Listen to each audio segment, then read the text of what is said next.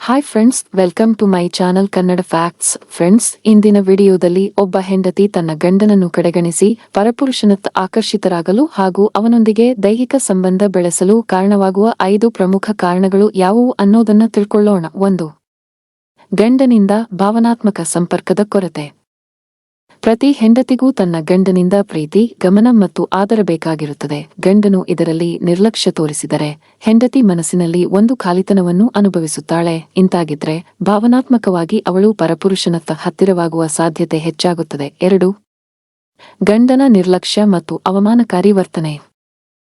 ಗಂಡನು ಹೆಂಡತಿಯನ್ನು ಇತರರ ಮುಂದೆ ಕಡಿಮೆ ಮಾಡುವುದು, ಹೋಲಿಕೆ ಮಾಡುವುದು, ಗೌರವ ಕೊಡದೆ ಮಾತನಾಡುವುದು ಇವೆಲ್ಲವೂ ಹೆಂಡತಿಯ ಸ್ವಾಭಿಮಾನಕ್ಕೆ ದೊಡ್ಡ ಹೊಡೆತ.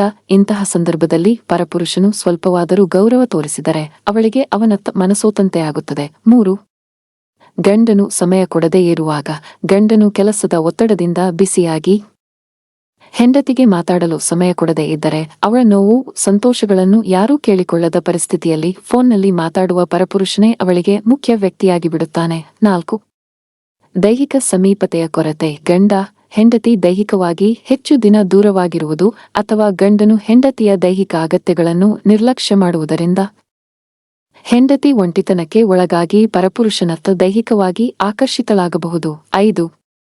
ಮಾತುಗಳಲ್ಲಿ ಪ್ರೀತಿಯ ಕೊರತೆ. ಹೆಂಡತಿಗೆ ಗಂಡನಿಂದ ಸಿಹಿ ಮಾತು, ಹೊಗಳಿಕೆ, ಕಾಳಜಿ ತುಂಬಾ ಮುಖ್ಯ. ಗಂಡನು ನೀನು ಚೆನ್ನಾಗಿದ್ದೀಯಾ, ನೀನು ಸುಂದರ ಎಂಬ ಸಣ್ಣ ಕಾಂಪ್ಲಿಮೆಂಟ್ಸ್ ಕೂಡ ನೀಡದೇ ಇದ್ದರೆ ಪ್ರೇಮಭರಿತವಾಗಿ ಮಾತನಾಡುವ ಪರಪುರುಷನತ್ತ ಅವಳು ಬೇಗನೆ ಮನಸೋತು ಬಿಡುತ್ತಾಳೆ.